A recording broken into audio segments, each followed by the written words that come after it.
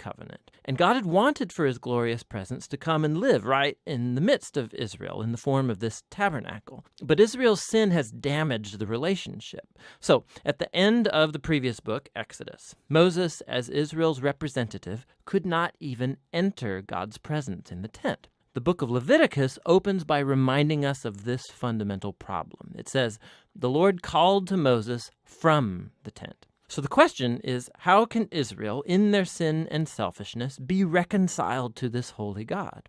That's what this book is all about, how God is graciously providing a way for sinful, corrupt people to live in his holy presence. Now, let's pause for a second and explore this really important idea that God is holy. It's fundamental to understanding this book. The word holy means simply to be set apart or unique.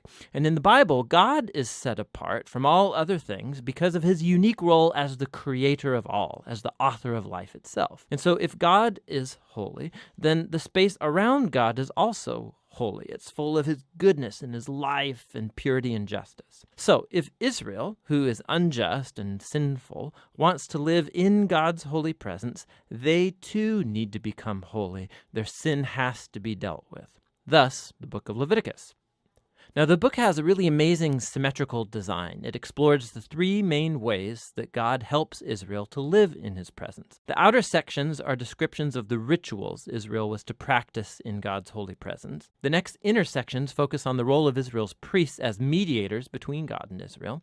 And inside of that are two matching sections that focus on Israel's purity. And then right here at the center of the book, there's a key ritual, the Day of Atonement, that brings the whole book together. The book concludes with a short section where Moses calls on Israel to be faithful to this covenant. Let's dive into the book. The first section explores the 5 main types of ritual sacrifices that Israel was to perform.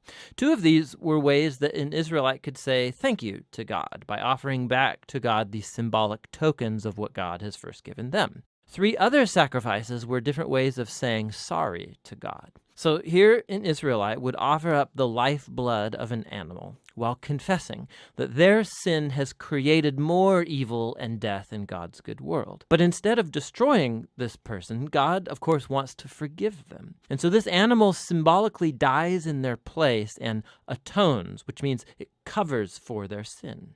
And so through these rituals, the Israelites were constantly being reminded of God's grace, but also of his justice and of the seriousness of their evil and its consequences. The second set of rituals lays out the 7 annual feasts of Israel. And each of these retold a different part of the story about how God redeemed them from slavery in Egypt and brought them through the wilderness on their way to the Promised Land. And by celebrating these feasts regularly, Israel would remember who they were and who God was to them. Now, the sections about Israel's priests, you have Aaron and his sons first ordained to enter into God's presence on behalf of Israel. And then in this matching section, we find the qualifications for being a priest. The priests were called to the highest level of moral integrity and ritual holiness because they represented the people before God, but then also represented God to the people. Now, we find out why the priest's holiness matters so much back here in this first section. Right after the family of Aaron was ordained, 2 of his sons waltz right into God's presence and flagrantly violate the rules. And so they are consumed by God's holiness on the spot. It's a haunting reminder of the paradox of living in God's holy presence, because it's pure goodness, but it becomes dangerous to those who rebel and insult God's holiness. And so it's important that Israel's priests become holy, and also that all of the people of Israel become holy, which is what the next inner sections are all about. Chapters 11 through 15 are about the ritual purity required of all the Israelites, and chapters 18 through 20 are about the moral purity of the people. Here's what's underneath all of this purity and impurity language. Because God is holy and he's set apart, the Israelites need to be in a state of holiness themselves when they enter into his presence. This was called being clean or pure. God's presence was off limits to anybody who was not in a holy state, and this was called being unclean or impure. Now, an Israelite could become impure in just a few ways. by contact with reproductive body fluids, by having a skin disease, by touching mold or fungus, or by touching a dead body. Now, for the Israelites, all of these were associated with mortality, with the loss of life, which gets us to the core symbol of all these ideas. You become impure when you're contaminated by touching death, so to speak. And death is the opposite of God's holiness because God's essence is life. Now, this is really key. Simply being impure was not sinful or wrong. Touching these kinds of things was a normal part of everyday life. And impurity was a temporary state. It just lasted a week or two, and then it's over.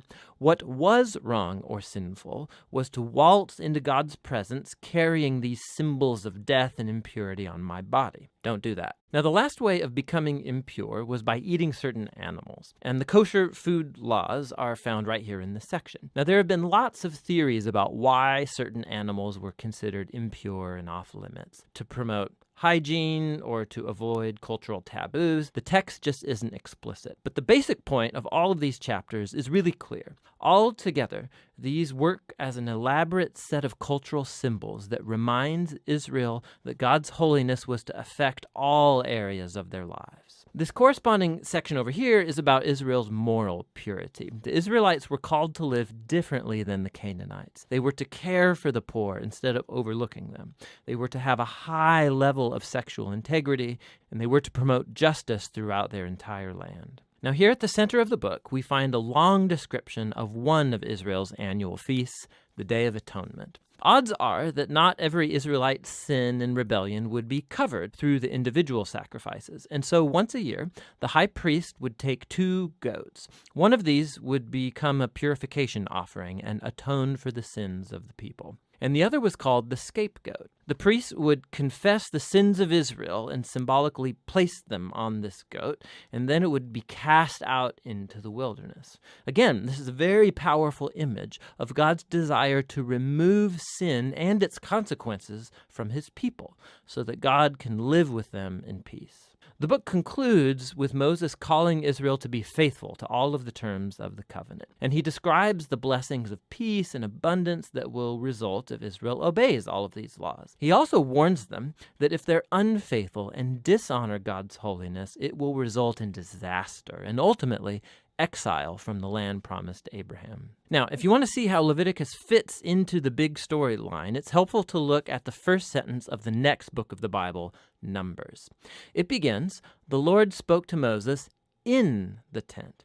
So we can see that Moses is now able to enter God's presence on behalf of Israel. The book of Leviticus, it worked.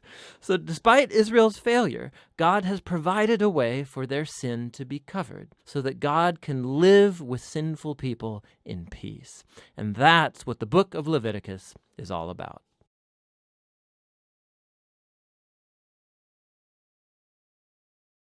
The book of Numbers. This 4th book of the Bible carries forward the story of Israel after their exodus from slavery in Egypt. God had brought them to Mount Sinai, and he entered into a covenant with them there. And despite Israel's rebellion, God had graciously provided a way for Israel to live near his holy presence in the tabernacle. So the book of Numbers begins as Israel wraps up their 1-year stay at Mount Sinai, and they head out into the wilderness on their way to the land that God promised to Abraham. Now, the book's storyline is designed according to the stages of their journey. So the first section begins at Mount Sinai, but then they set out and travel to the wilderness of Paran. And then from there, they travel to the plains of Moab, which is right across from the Promised Land. Now, the first part opens with a census where the people are numbered. That's where the book gets its name. And then there are laws about how the tribes of Israel were to be arranged in their camp. So the tabernacle was to be at the center, and then around that, the priests and the Levites, and then around them, the 12 tribes neatly arranged with Judah at their head. Now, this was all an elaborate symbol about how God's holy presence was at the center of their existence as a people. This is all followed by a whole series of laws that develop the purity laws from the book of Leviticus. If God's presence was going to be in their midst, every effort should be made to make the camp pure, a place that welcomes God's holiness. In chapter 10, the cloud of God's presence lifts from the tabernacle and guides Israel away from Sinai out into the wilderness, and immediately things go terribly wrong. So in chapter 11, the people start complaining about their hunger and thirst and how they want to go back to Egypt. And then in chapter 12, Moses' own brother and sister begin opposing and bad-mouthing him in front of all of the people. This trip is not off to a good start. The next section begins as the Israelites arrive in the desert of Paran, about halfway to the Promised Land. And God tells Moses to send out the 12 spies, one for each tribe, so they can scout out the Promised Land. So when the spies all return, 10 of them say that there is no chance Israel can survive there because the Canaanites will destroy them. But there are 2 spies, Caleb and Joshua, who say that God can save them. But the 10 whip up the people into a fearful rage, and they start planning a mutiny. They're going to appoint a new leader and head back to Egypt. So God is understandably angry, and Moses intercedes on the people's behalf. So in the next story, there's a whole group of Levites that begin a rebellion, and they challenge Moses and Aaron's leadership, saying that they have gone way too far. So God deals severely with these Levites, and he renews his commitment to Moses and Aaron as Israel's leaders. Now, as they leave the region of Paran and hit the road, it goes downhill yet again. The Israelites start complaining again about their thirst, and they ask why Moses even brought them out of Egypt in the first place. So God tells Moses to speak to a rock to bring out water for all of the people. But Moses doesn't really do this. He oversteps his bounds. He hits the rock twice and then says, "You rebels, do we have to bring water out of this rock?" So Moses dishonors God by putting himself in God's place as the one who brings out the water. And so Moses brings down on himself the same fate as the wilderness generation. He too will die in the desert and never get to enter the Promised Land.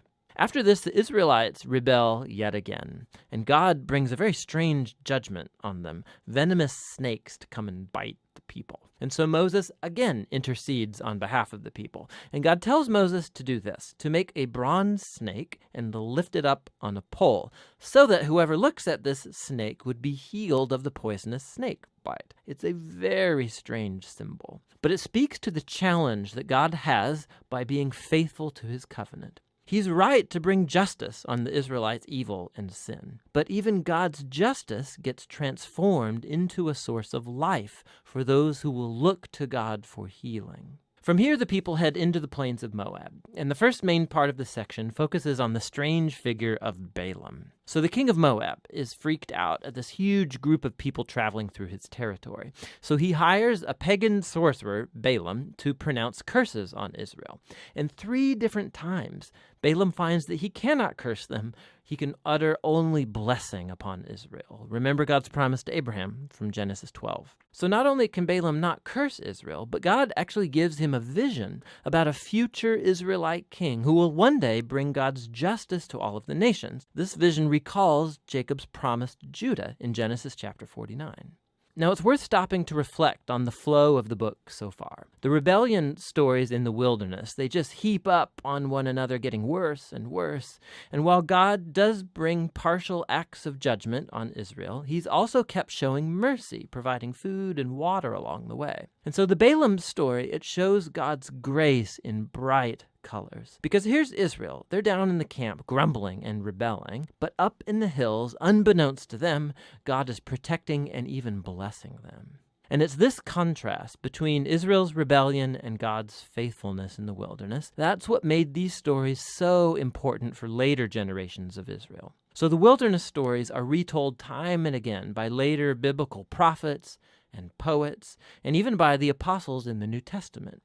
And these stories always serve as a warning that while God will remain faithful to his covenant promises, he will also allow his people to walk away in rebellion and face the consequences. After this, the rest of the book focuses on the children of the wilderness generation, and they begin preparing to inherit the Promised Land. They take another census of the new generation, then they go on and win a number of battles with the people groups around them, and then a few tribes even begin to settle in the Promised Land.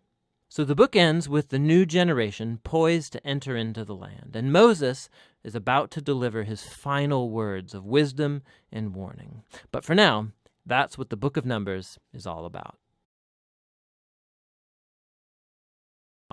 Moses says, "Listen, Israel, the Lord is our God, the Lord alone. And you shall love the Lord your God with all of your heart, with all of your soul, and with all of your might. This became a very important daily prayer in Judaism, and it brings all of the themes of the book together. So the word listen, or shema in Hebrew, it means much more than just to hear. Its meaning includes responding to what you hear, or in English we would say obey.